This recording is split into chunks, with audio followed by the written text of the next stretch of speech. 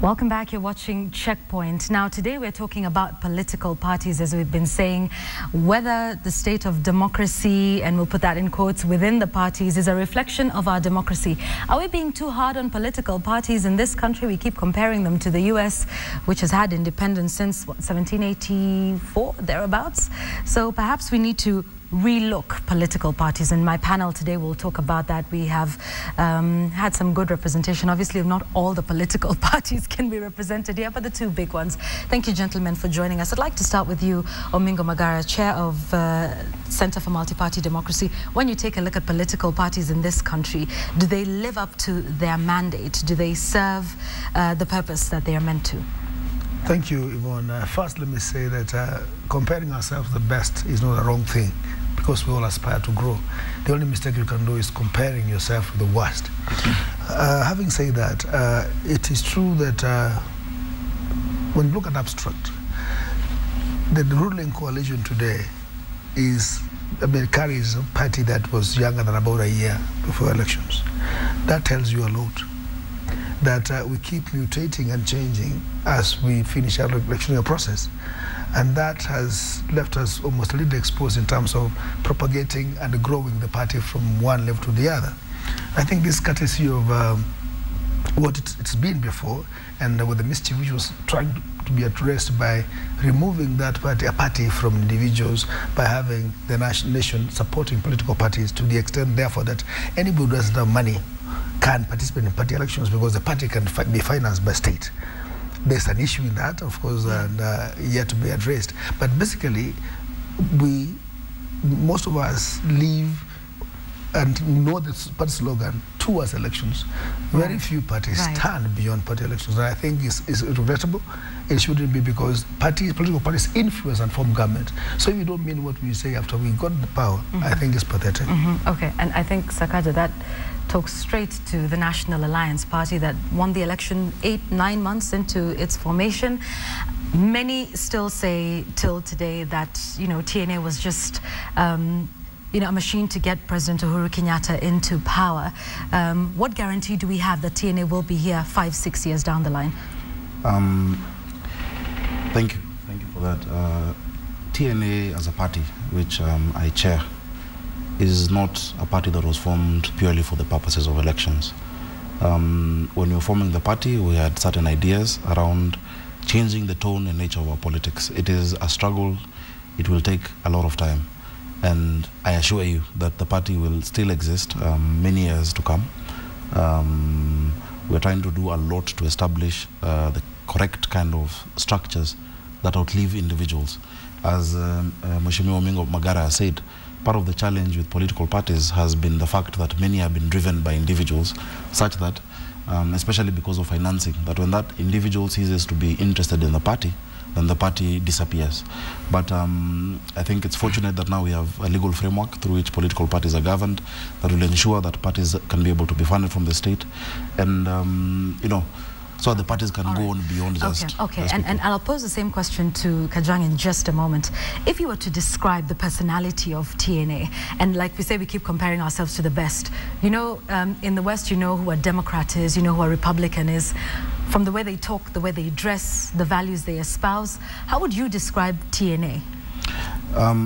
It is difficult to describe TNA or any party in Kenya. Who is a TNA member? With respect to any clear, let me not say ideological difference, because at this point of our democracy and many democracies, it's about efficacy. It's about, we know, ODM knows the one to deal with water, with electricity, TNA knows that, URP knows that. The reason that voters choose a particular party is because they believe then that these people can actually be able to deliver to us what we need now. If you read Tony Blair's most recent book about his own political metamorphosis, he says that even they now are moving from what used to be the very clear black or white, left or right, liberal or conservative. But what I describe TNA is a party of people who believe in opportunities, people who believe in hard work, people who do not want to necessarily wait for government to sort their problems. Okay. And that's where we come from. Instead of all the time haki yetu, we want to focus on wajibu wetu. Okay. What can citizens do? All right. Yeah. Kajwang. I see you No, I just want to thank you for inviting me to be here to represent the views of, I think, the biggest political party in not only East Africa. We'll get to that because there's a recent poll that says otherwise, but we'll get to that in a moment. How would you describe the Orange Democratic Movement? We know how it started. Orange Democratic Movement begins from a philosophical position that we are social democrats and that we value core things to do with equality, to do with social justice, to do with the provision of the many things that my brother has talked about, but delivery of services without an accompanying philosophical grounding becomes a problem. ODM was born out of a reform movement. It was a necessity of reform-minded people and wananchi that brought this. And so you see, we have been very passionate about protecting the gains that wananchi have got, whether in terms of constitutional reforms, in terms of social reforms, and this kind of thing. And so, in one sentence, I describe ODM as a social democratic movement. Prof, what do you think of these descriptions that are given here? But even before you go to him, the point I was raising is that we also believe in social democracy. It is very... Okay. It is all that one party totally... If you look at the manifestos of many of our political parties, they're quite similar. We believe in social democracy, okay, but it's for Kenyans now to say who, all right, okay, delivers it better. And this is where Prof comes in. Do you believe what's being said here? What are your thoughts on this? What has been said by Mheshimiwa Kajwang and my friend Sakaja, you see, listening to them, the more I look at Sakaja, the more I see there's no difference between him and Kajwang. Also, what you're being treated to is some Victorian melodrama, something too close to comedy. Because when they're saying they believe in equality, they believe in the social justice, these are just words. But when you look at them, the political parties are founded on individuals, and we know that powerful individuals are behind these political parties. Unlike the West, where political parties are founded around issues, all right, Prof, and policies. Yes, and let's just talk about that powerful individual, because ODM is going through, you know, a process right now. You would like and Raila Odinga is... Yes, Raila Odinga is ODM. And if he walks out of ODM, it will be a pale shadow of what it is supposed to be. You saw at one time Deputy President William Ruto was in UDM, and when he walked out after disagreements, it became jaundiced, and it needed to be put outside to receive some sunshine. And then it hasn't even recovered, it's still jaundiced. And then you look at the TNA, I think except for the absence of the cockerel, actually it is, the color is KANU. So sometimes you don't see the difference. And several people from the former ruling party have again come back. So what is important here to say is that political parties are based on the fact that in Africa, we are highly ethnicized in our politics. And therefore, when people join a political party, they have to be sure that one of their own from their ethnic community is likely to rise to the top. If that promise is not there, the support for the party dies. Yes, and Prof, so that this is exactly what the crisis Sakaja is all about. is tomorrow, through, and right. I want just to finish this point because it is critical, Yvonne. We run away from this hypocrisy. If you remember when Ford Kenya had problems in 1996, and a number of people following Raila Odinga walked out, you see they walked out because they did see hope for their person. And immediately LDP became a major party in Nyanza because of that person. And he has moved on to ODM, it has become a big party. And some of these fellows who are speaking have been moving from 1996 to now.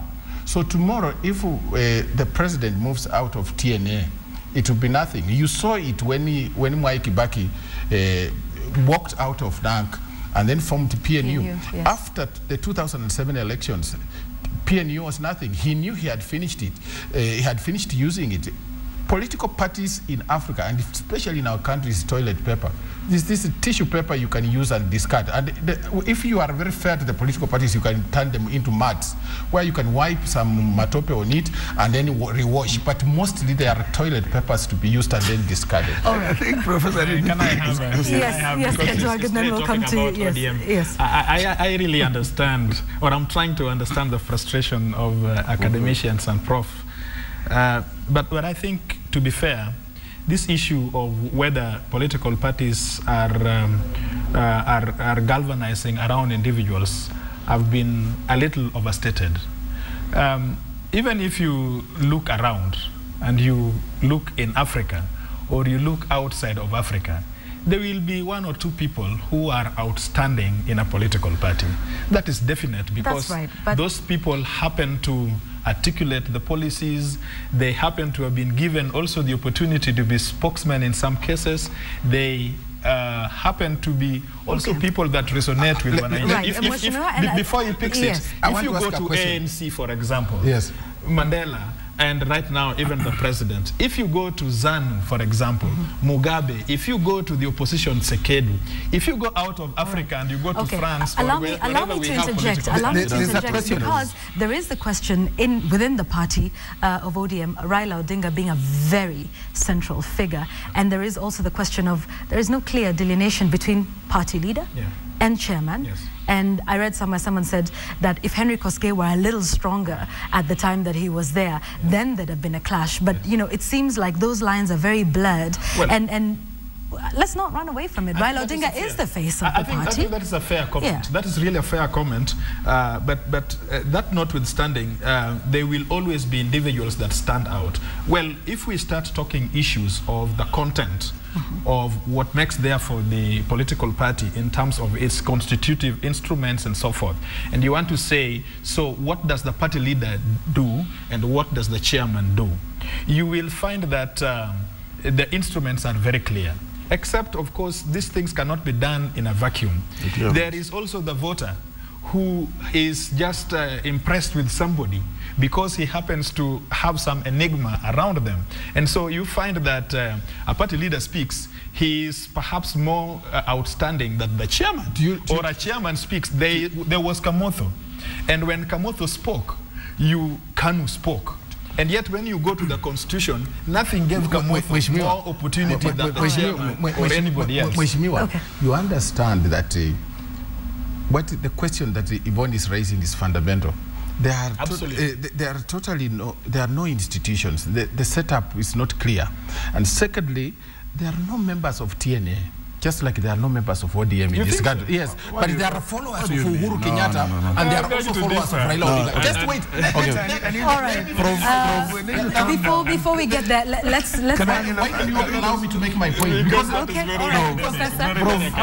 really don't want. Let's allow Prof to finish, and then we'll get to members. And then you look at the issues. You look at the issues that unite. If, for example, you ask the difference between the ODM and TNA. Because it's not founded on membership which is committed to values, that's why there's no membership. Because they don't have issues. And that's why, if you go back to the United Kingdom, for example, let's pick a typical example. You have the Conservatives on one hand and the Labour. One of the things that each of them, the two of them have parted ways over the euro. The Conservatives want unionism, and they say that they cannot surrender British sovereignty to the European Union. And the other saying I think you're giving him too much airtime. He's being dramatic. What is the difference between listen, Prof? What is the policy difference between ODM and of course what? I feel a little sandwich in here. Just a little bit. Let's have Omingo Magari. We want to focus on real issues, and I think the critical thing, Prof said it, only that he said a little too hard. Let's agree that what ails us is institutions in our political parties and ideologies that we stand with. And frankly, some of us have been victims of circumstances. If you stand and say what it is that you must say correctly, you're able to, because you must not change the status quo. But granted, we did some particular laws last parliament where it was said the political parties are state officers, and therefore those in power, like my good brothers, should know that no, Sakaja wouldn't like that. They resisted. The chairman. We have institutions which you must respect.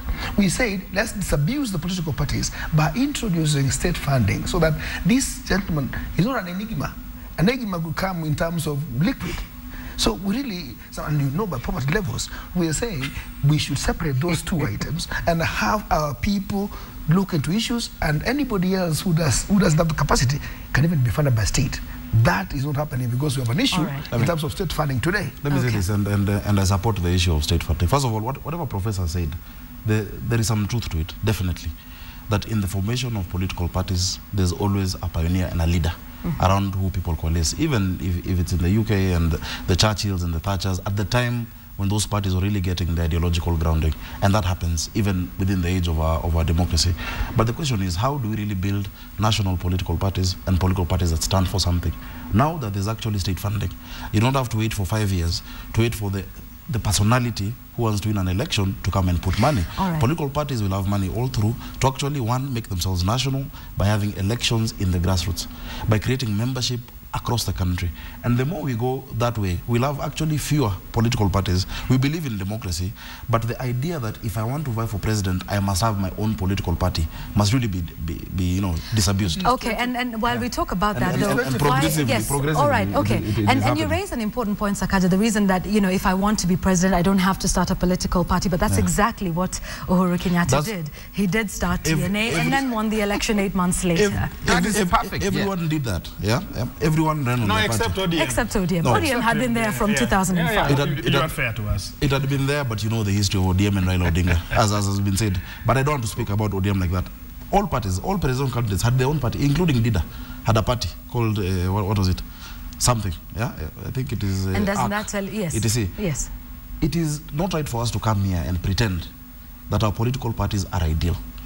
But it is more responsible for us to discuss what needs to be done to build institutions within our political parties. All right. And institution building is... What needs to be done? Yes. I think I need to push this. Prof. Okay. I think the issue of similarity and differences has been well taken care of. It is also reflective of the society. It matters whether a person who is ODM and next door is TNA. So what is the big difference between those voters? But let's talk in terms of issues, as the two gentlemen are saying, that the first thing that we need to do is an acceptance. You see, the attitudinal change is much more important, in my view, than even the cash and pence that we are talking about. All right, then let me ask you, are you confident that that attitudinal change will take place in your NDC? We're hearing of a lot of changes. There's a lot of push and pull. There's a lot of jostling for positions. Are you confident that after this election that comes up at the end of this month, that will happen? From an independent view, he won't give you that. You see, I'll tell you something. Allow me to say, because it's a fair question for us. This is democracy at work. And this is the only political party that every 5 years we allow our members to be able to exercise their rights. All parties have to. Well, they have in law, but most of them sit on the table and draw lists. Which is what many people are saying might be happening. You have seen in my party, people have been crossing this country from Mombasa to Western. The other day they are talking to delegates in Central. The other day they are talking to delegates in Garissa. What are they doing? They are harnessing the views of those people to be able either to vote for them or not. Forget about what is going on, because this is the dynamics of any political engagement that you have everywhere. People have to trade horses. People have to explain what they want. And exactly this, you are yet to see how we are going to have a peaceful, democratic. We are the only party that has managed to have the 1/3 constitutional yardstick, even in the NDC, of women representation. The issue of youth and regional representation, you see that ODM is in Mombasa, TNA is not in Mombasa, or in Coast. They're making inroads now. TNA is not in No. I think now, you know, I've been avoiding to talk about ODM as a party. You see now, but let me just a minute. Why don't you want me to say something? No, because Prof, let's have Prof first. Okay, my brother, to you, No, Sakanja. We will come to I you, wouldn't Sakanja. go by what he's saying that there's no TNA there. I wouldn't go by that. But what I think is important is this. Let us not overlook this point that what needs to be done is a total de-ethnicization of our politics. And how do we do it? The voters upon which you want to strengthen party politics are highly ethnicized. Even when they are spreading across the country they are spreading across the country, they are thinking the final prize is having one of our own in State House so that we can use him or her to get goods and services. That attitude no change, Mheshimiwa. How do we come about it and make sure that our people are highly ethnicized so that we focus on issues, not ethnicity? All right. Let me say this. You know, I'm chairman of TNA, and if I had an official of ODM, I would engage him on, back and forth on how our party. Don't worry about that. I will not do that. But there's this talk by ODM all the time. They like talking big. They're the biggest party in the country. They have the most number of MPs. Do you know the difference, first of all, of members of parliament in ODM, between ODM and TNA is only 5 MPs. We have the same number of senators. They have a few more governors than us, I think 3 or 4. TNA has 89 members of parliament. You cannot say they're all from one region, or they're not in this region or that region. But you will not come here. That is not relevant. To debate on which political party that's not relevant. is really popular. And why but with respect to the election, and I really want to avoid to talk about the intricacies.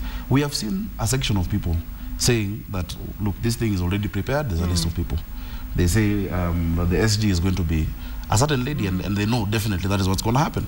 And they, it's already written down.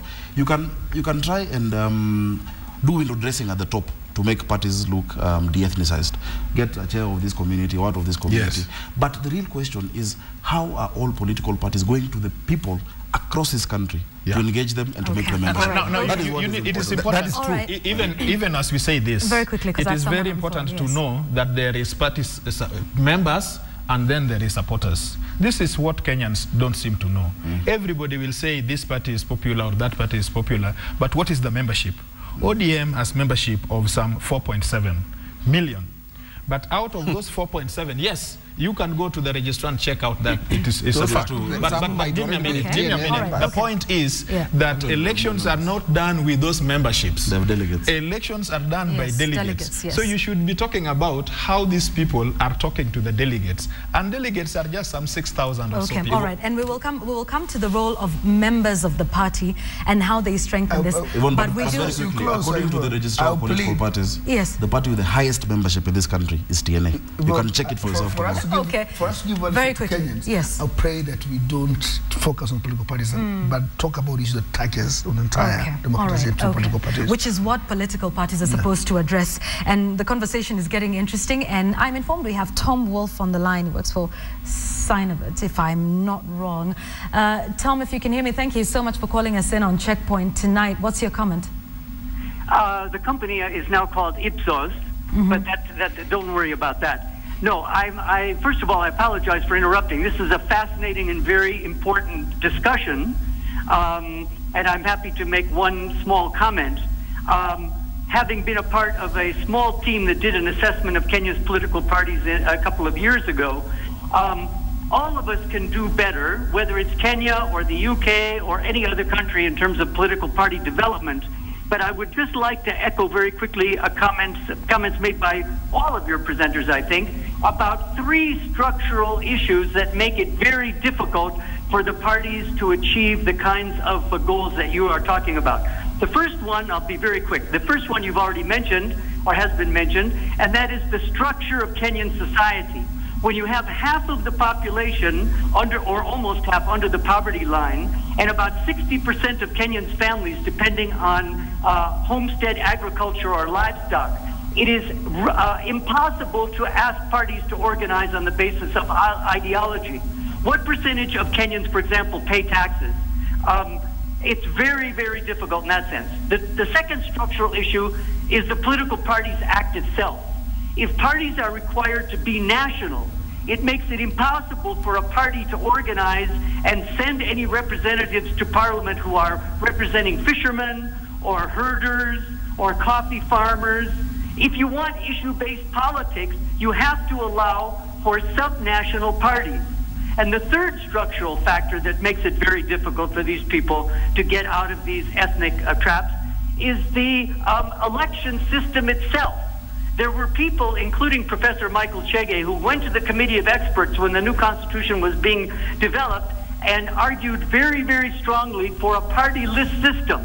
So each party would have to present to the electorate an entire list of people from across the country in advance of the election, and then the voters would simply vote for that party, and the number of seats would be allocated in Parliament, whether one house or two, on the basis of what that party had offered to the voters in terms of both its policies and the individuals that had been pre-selected. So fine, it's like pushing a big boulder uphill, and I have a lot of sympathy with your guests. I think they're all smart. They're all thinking about the interest of the country, and I'm grateful you've given me this small chance just to changia. Thank you very much. Thank you very much, Tom Wolf.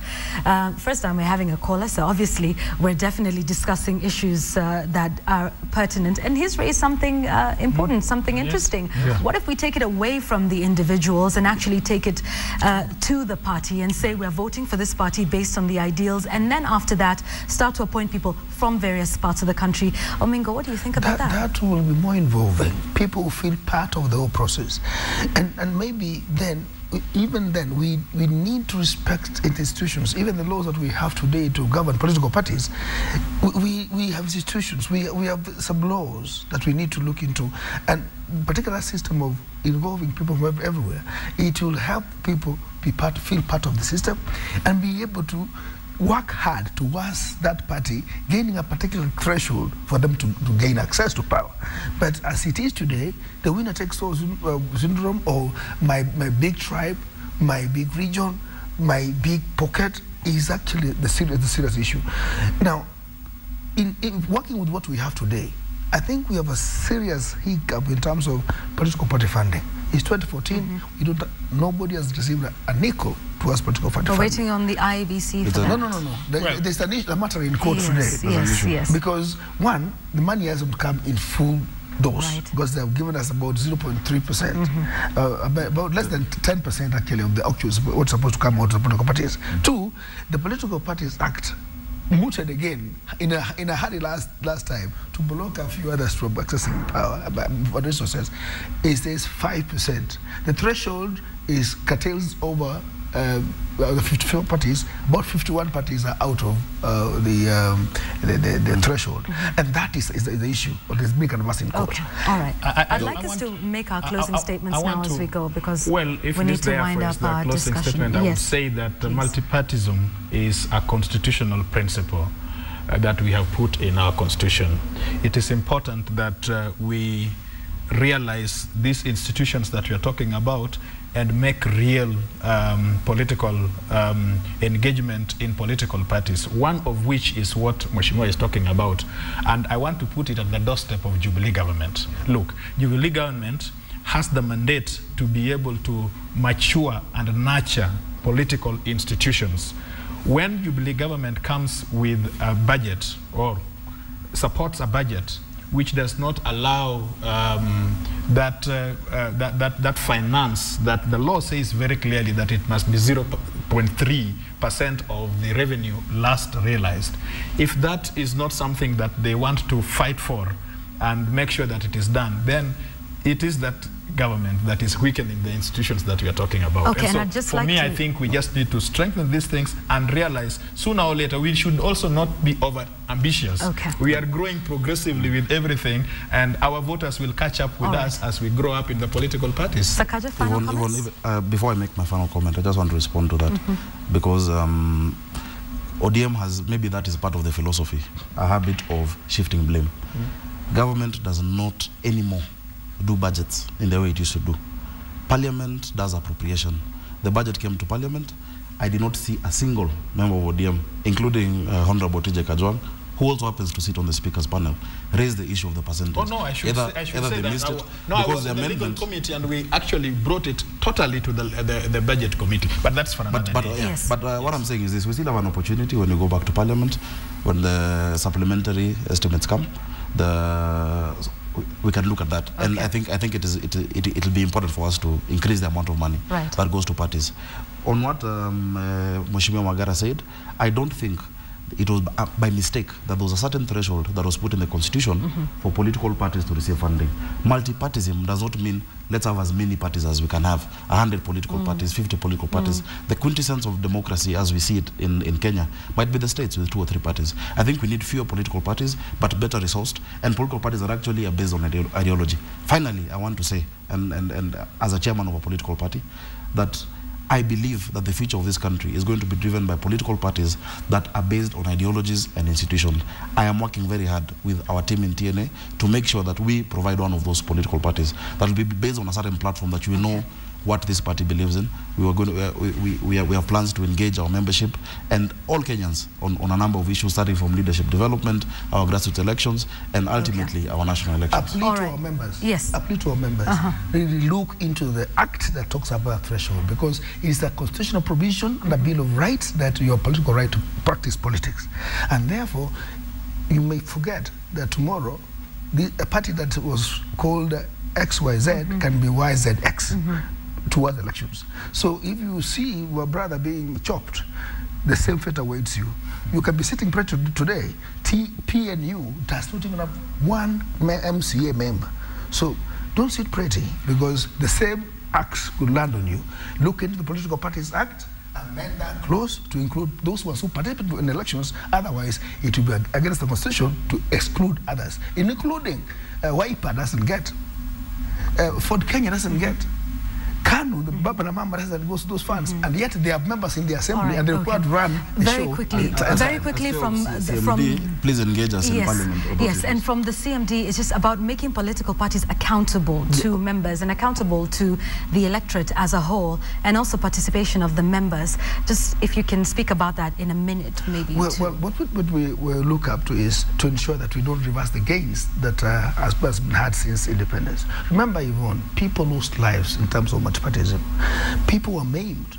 Some of us, you look at our hands, it's not about a beauty mark that we have here. It is a question of having an alternative view from what somebody else thought was right in essence. So what we're saying is, we need also, as we look for those funds, as we promise our people, we must answer to them what exactly that we pledge. Even when the state is going to fund these parties, the Political Parties Act requires that we are accountable, we keep records and assets, and we are subject to audit. Otherwise, it's not business as usual. Absolutely. Prof, final comments? Just finally, I would say that the problem is not funding, but I agree with your position that there's a problem with the structuring of parties and creating a new culture. Tom Wolf says that, look, he thinks that we need to have national parties. If our position is that we get nationalism by fighting tribalism or ethnicity, probably we are wrong. I think time has come for us to recognize ethnic rights and be proud of them. And if parties are going to be formed on the basis of ethnicity, we negotiate on that basis without being ashamed, because the nationalist agenda has failed in this country. People use it as a cover-up to promote inequalities. The one thing that you've missed, Yvonne, really, is how members of the public need to engage with political parties. Indeed, because and that was what we were talking. When you go to the election, Magara, yes, you find a menu of people already selected by people who participate in nominations. Okay. I think more Kenyans should become members of political parties, participate in nominations that determine, who become the leaders. Okay, so it's not just the political parties, but it's the members themselves, it's the citizens themselves. There must be a serious list of members, not these ones that can be bought to be delegates and then tomorrow they quit the party. All right. So, but as we say, there is a birthday for him. Yes. I'm proposing that there is no difference. We're getting there. TJ Kajwang and Sakaja. Okay. They are ODM and the TNA are the same. And the ODM and TNA are the same. And on that note, thank you so much, gentlemen. And of course, where would our manners be if we didn't wish you a happy birthday? Thank you. Sakaja. Yes. He won't tell us his age, of course. He won't tell us his age. Some of us do know, but it's rude. If you thought it's rude to ask a woman her age, I'm sure you could. This is my last year in my 20s. I'm 29 this year. Congratulations. So there's a lot I want to do before I get to 30. Oh my. Thank you. How interesting youth is. Yeah, the youthful party leader. Thank you so much, gentlemen, for joining us, and happy birthday. Sakaja, thank you. Kajwang, thank you. Magara, for joining us on our panel tonight. We've been talking about political parties, and we thank you for your feedback. We'll continue to do that as well. Thank you as well to Tom Wolf for calling in with those great insights. That has been Checkpoint. We're taking a short break. Be right back.